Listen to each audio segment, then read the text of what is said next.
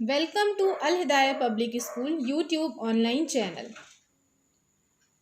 Students, आज की हमारी क्लास साइंस सब्जेक्ट की है, जिसमें क्लास 6, 7 और 8 की कॉमन क्लास का एक टॉपिक लिया गया है। जो टॉपिक है हमारा food and components of food, भोजन और उसके घटक। जैसे कि आप सब जानते हैं कि हमें ज़िंदा रहने के लिए, हमें दुनिया में सरवाइव करने के लिए खाने की ज़रूरत होती है। हमारी कुछ बेसिक ज़रूरत हैं, जैसे खाना, कपड़ा और रहने के लिए एक प्लेस। इन चीज़ों में सबसे इम्पॉर्टेंट चीज़ है हमारी फूड। और फूड किन चीज़ों से मिलकर बना है, फूड में कौन कौन सी चीज़ें होती हैं, इस टॉपिक में हम इन्हीं सारी चीज़ों के बारे में बात करेंगे। चलिए अब हम अपनी टॉपिक्स पर आते हैं। हमारा फर्स्ट टॉपिक है why do we need food. हम भोजन की हमें आवश्यकता क्यों पड़ती है। हम सभी जानते हैं कि जितनी भी लिविंग थिंग्स होती हैं, चाहे वो प्लांट्स हों चाहे वो एनिमल्स हों, उन सबको ज़मीन पर रहने के लिए पानी और खाने की ज़रूरत होती है। ये खाना हम इसलिए भी खाते हैं क्योंकि इस खाने से हमें एनर्जी मिलती है, जैसा कि हमारे सेकंड पॉइंट में लिखा हुआ है कि we need food because food gives us energy. Food we eat gives our body essential nutrients to helps us grow and heal when we are injured or we are ill. कभी कभी कुछ ऐसे food होते हैं कि जब हम बीमार होते हैं या जब हम इंजर्ड हो जाते हैं, हमें कोई चोट लग जाती है, तो उस फूड के अंदर ऐसे न्यूट्रिएंट्स कहते हैं पोषक तत्वों को। पोषक तत्व अभी हम आपको इसके आगे के टॉपिक्स में डिस्कस करेंगे, सारे और भी कौन कौन से पोषक तत्व होते हैं। अभी हम आपको ये सिर्फ बताना चाहते हैं कि हमारे फूड में हमारे भोजन में कुछ पोषक तत्व होते हैं।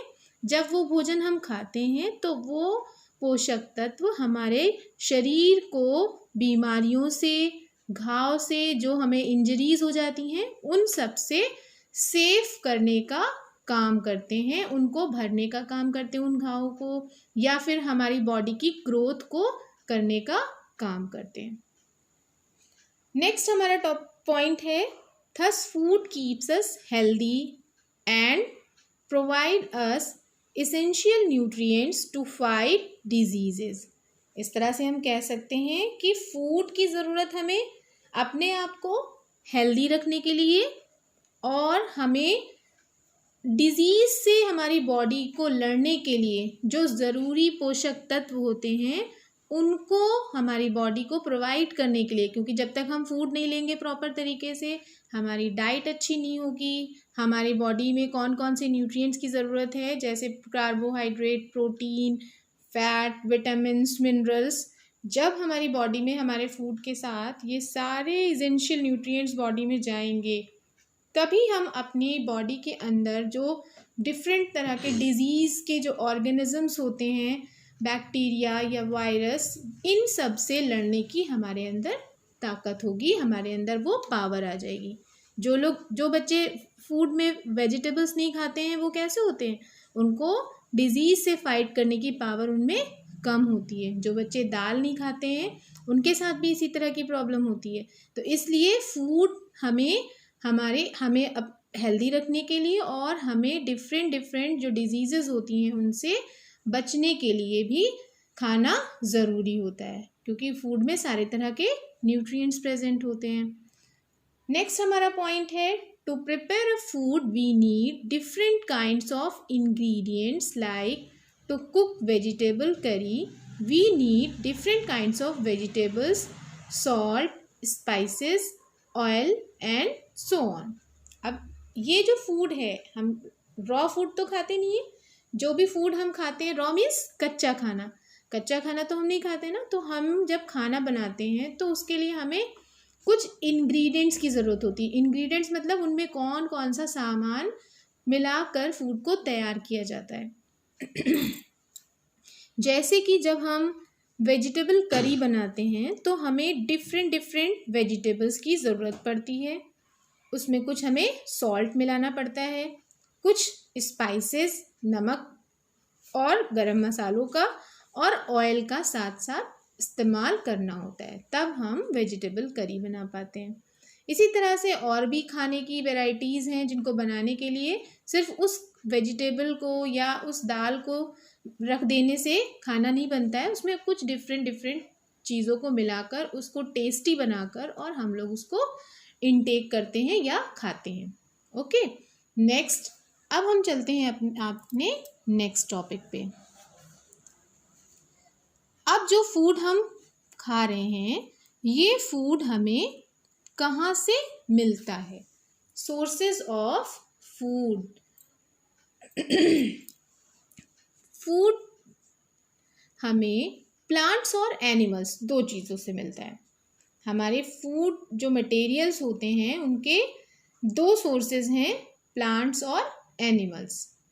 कुछ खाने की चीज़ें हमें प्लांट से मिलती हैं और कुछ हमको एनिमल्स से मिलती हैं। सेकेंड पॉइंट आपका है milk, egg, meat, chicken, fish, prawn, beef, pork are the food products that we get from animals. यानी अब हमसे अगर कोई क्वेश्चन करता है कि एनिमल्स से मिलने वाले फूड के नेम बताइए, या एनिमल से हमको कौन कौन से भोजन मिलते हैं, तो एनिमल से हमको दूध मिलता है, अंडे मिलते हैं, मीट मिलता है, चिकन मिलता है। ये सब एनिमल्स से ही तो मिल रहा है ना। इसी तरीके से अगर आपसे बात की जाए कि प्लांट से कौन कौन सी चीज़ें मिलती हैं, तो हमारे थर्ड पॉइंट में इस बात को बताया गया है ग्रेन। ग्रेन मीन्स जो भी दाने होते हैं, अनाज, सीरियल्स, वेजिटेबल्स, सब्जियां, फ्रूट्स, सारे तरह के फल, ये सब हमको प्लांट से मिलते हैं। जो चीज़ें, जो फूड प्रोडक्ट्स हमको प्लांट से मिलते हैं वो प्लांट प्रोडक्ट्स कहलाते हैं। जो हमें एनिमल से मिलते हैं वो एनिमल फूड प्रोडक्ट्स कहलाते हैं। अब नेक्स्ट हमारा टॉपिक है we eat leafy vegetable, fruits and some parts of plants like stem and roots।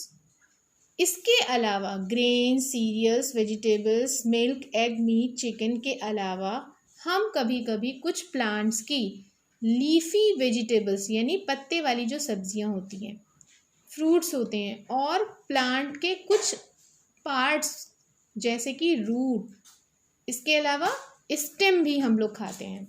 अब आपने प्लांट्स के पार्ट्स तो पढ़े होंगे अपनी लोअर क्लासेस में, 5th में, 3rd में, 2nd में, जिसमें आपको एक प्लांट दिखाया गया होगा और उसके स्टेम के बारे में बताया गया होगा कि ये स्टेम होता है, ये लीव्स होती हैं, ये फ्रूट होता है, ये फ्लावर होता है।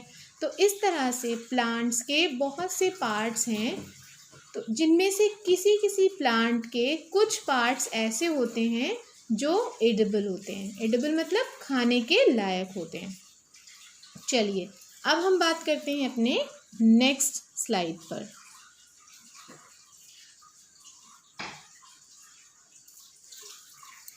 What are ingredients. जैसे कि अभी मैंने आपको बताया कि वेजिटेबल करी बनाने के लिए हमको कुछ मटेरियल की ज़रूरत थी, यानी वो रिक्वायर्ड मटेरियल या वो ज़रूरी चीज़ें जिनसे किसी भी डिश को प्रिपेयर करा जाता है वो हमारे इंग्रेडिएंट्स कहलाते हैं। एग्जाम्पल, इसका एक एग्जाम्पल मैं पहले ही बता चुकी हूँ कि वेजिटेबल करी बनाने के लिए हमको क्या क्या चाहिए था।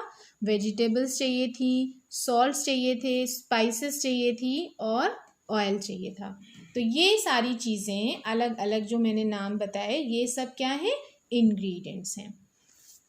अब आपसे अगर कोई कहता है कि इंग्रेडिएंट्स बताइए क्या होते हैं, तो अब आप बहुत अच्छे से इसका जवाब दे पाएंगे कि इंग्रेडिएंट्स क्या होते हैं। इसके बाद अब बात आती है व्हाट इज़ एडिबल। एडिबल मतलब होता है कि खाने लायक चीज़ें, वो चीज़ें जो हम खा सकते हैं उन्हें हम लोग बोलते हैं एडिबल। जैसे कि हम किसी भी पेड़ के पत्ते तो नहीं खा सकते ना, हम किसी भी पेड़ की जो बार्क होती है, छाल होती है पेड़ों की, उसको तो नहीं खाते हैं। तो वो चीज़ हर पेड़ की छाल नहीं खा सकते हैं, कुछ पेड़ की बार्क ऐसी होती हैं जिनको हम खा सकते हैं। यानी जो चीज़ें खा सकते हैं वही हम एडिबल चीज़ें कहेंगे उन्हें। जैसे कि सम प्लांट्स हैव 2 और मोर एडिबल पार्ट्स, जैसे कि कुछ प्लांट्स के फ्रूट्स भी खाए जाते हैं, कुछ प्लांट्स के लीव्स भी खाई जाती हैं, कुछ प्लांट्स के सीड्स भी खाए जाते हैं। सीड्स मतलब बीज, लीव्स मतलब पत्तियाँ, फ्रूट्स मतलब फल। यानी कि किसी प्लांट्स का सिर्फ एक ही पार्ट खाया जाता है, सिर्फ उसके फल ही खाए जाते हैं। कोई प्लांट ऐसा होता है जिसके फल भी खा सकते हैं, जिसके पत्ते भी खा सकते हैं, जिसके बीजों को भी खाया जा सकता है, उनके बीजों से ऑयल बन जाता है। जैसे सरसों का अगर हम बात करें, सरसों के पेड़ का, तो सरसों के पेड़ों से जो सीड निकलता है, सरसों के दाने, उससे हमारा सरसों का ऑयल बनता है, तो वो भी खाने लायक चीज़ है। उसके अलावा सरसों के जो पत्ते होते हैं उसकी भी सब्ज़ी बनती है, जैसे हम लोग, बहुत फेमस है सरसों का साग और मक्के की रोटी, तो इस तरह से हम वो भी खा सकते हैं। तो यानी कुछ प्लांट्स के 1-2 पार्ट ही खाए जा सकते हैं और कुछ प्लांट्स के 2 से ज़्यादा भी पार्ट्स खाए जा सकते हैं। यानी खाने लायक प्लांट का पार्ट क्या कहलाता है? Edible part. ईटेबल भी इसको बोलते हैं। इसके लिए हम लोग 2 वर्ड यूज़ करेंगे, एडिबल एंड ईटेबल। नेक्स्ट है आपका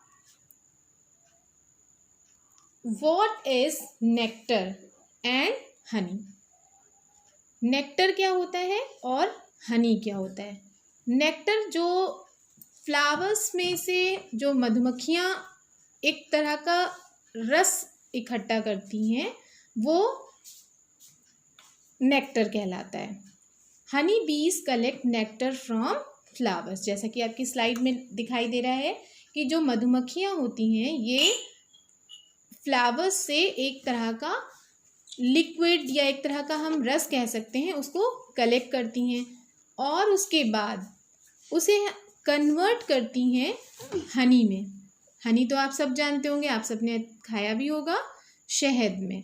and store it in their hive, यानी फिर उसको अब उनके जो वो छत्ते बनाती हैं हमारी छतों पर, या हमारे घर में जो पेड़ लगे होते हैं, हमारे बाग में जो पेड़ लगे होते हैं उनमें जो छत्ते बनाती हैं, फिर वो रस इकट्ठा करके फिर वो उनमें फिल कर देती हैं, उन छत्तों में इकट्ठा करती रहती हैं। जो उनको खाने के लिए ज़रूरी होता है नेक्टर वो खा लेती हैं, उनकी जो डाइट के हिसाब से होता है। बाकी जो एक्स्ट्रा नेक्टर वो इकट्ठा करती हैं वो उस हाइव में स्टोर करती रहती हैं।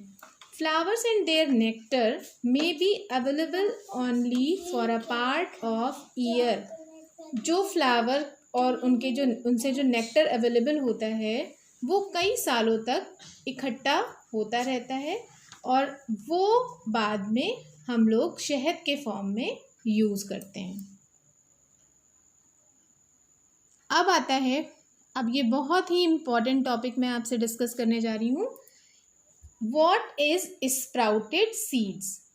इस टॉपिक को मैंने इसलिए भी और पढ़ाने के लिए ज़रूरी समझा क्योंकि अभी जैसा कि आप सब जान रहे हैं कि रमज़ान मुबारक चल रहा है। इस रमज़ान मुबारक में हम सबको कम ऑयल वाले और ज़्यादा ताकत वाली चीज़ों को खाना चाहिए। तो मैं आपको बताऊंगी कि स्प्राउटेड सीड्स क्या होते हैं। The germinating seeds at the initial stages when a white structure has grown out of the seed are called sprouted seeds। देखिए, कभी भी आपने ऐसे कोई सीड आप देखिए, ऐसे कोई बीज आप देखिए, घर पे आपको बहुत से बीज दिखाई देंगे। जैसे कि घर में आपके अगर जो एक दाल होती है जिसको मूंग की दाल बोलते हैं, खड़े मूंग की दाल, कभी आप मम्मा से मांग के देखिए, अपने हैंड में लेके देखिए तो वो आपको ग्रीन कलर की दिखाई देगी, राउंड शेप में।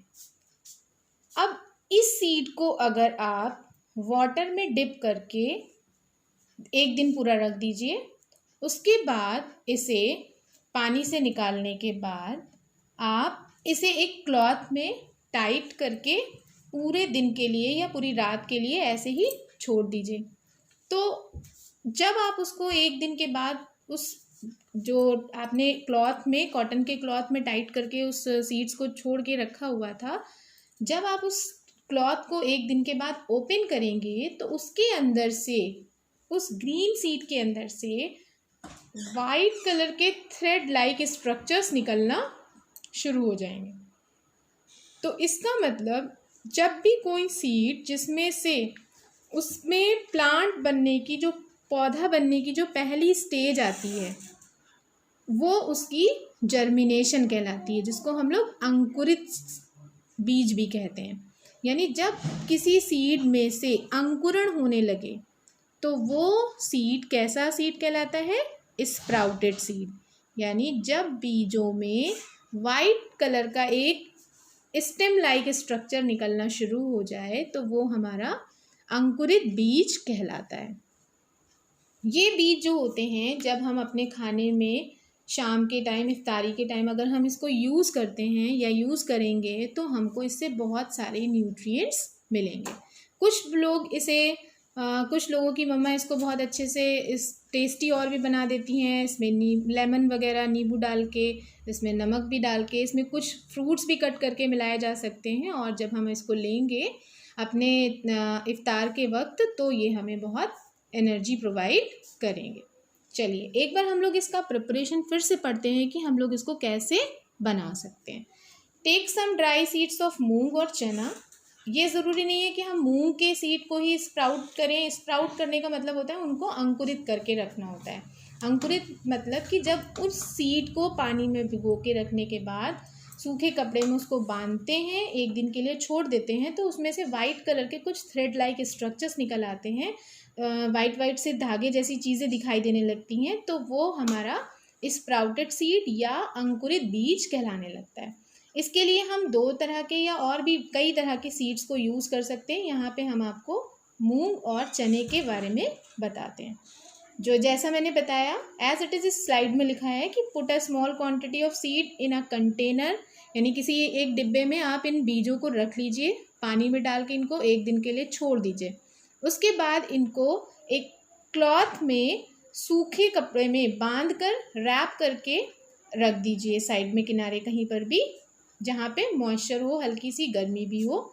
और नेक्स्ट डे जब आप देखेंगे, उस क्लॉथ को ओपन करेंगे तो उसके अंदर से कुछ वाइट स्ट्रक्चर्स ग्रो कर जाएंगे, उसमें से उग जाएंगे। तो कहते नहीं सीड उग आया है, तो वो दिखाई देने लगे तो हम समझ जाएंगे कि हमारे पास जो सीड तैयार है वो कैसा सीड है? अंकुरित सीड है, अंकुरित बीज है या स्प्राउटेड सीड है। अब आप इसको अगर बॉयल करके या कच्चा भी आप ऐसे ही नमक मिलाकर या कुछ भी और चीज़ें, जैसा भी आप इसको टेस्टी बनाना चाहें, और आप खाएंगे तो आप बहुत ही हेल्दी रहेंगे। अब बात करते हैं हम कि हमें इस तरह से अपने फूड पर प्रॉपर ध्यान देना चाहिए कि कैसा फूड हम खा रहे हैं। हमें हेल्दी फूड खाना चाहिए, हर तरह के न्यूट्रिएंट्स को खाने की कोशिश करना चाहिए। वो खाना जिसमें कार्बोहाइड्रेट, प्रोटीन, विटामिन्स, मिनरल्स सारी चीज़ें मौजूद हों, उस खाने को खाने से हम बीमारियों से भी बच जाएंगे और हम हेल्दी भी रहेंगे। तो अब हम सबको इस बात पे बहुत अच्छे से ध्यान देना है कि हमारा फूड हेल्दी होना चाहिए। Thank you very much. Have a nice day.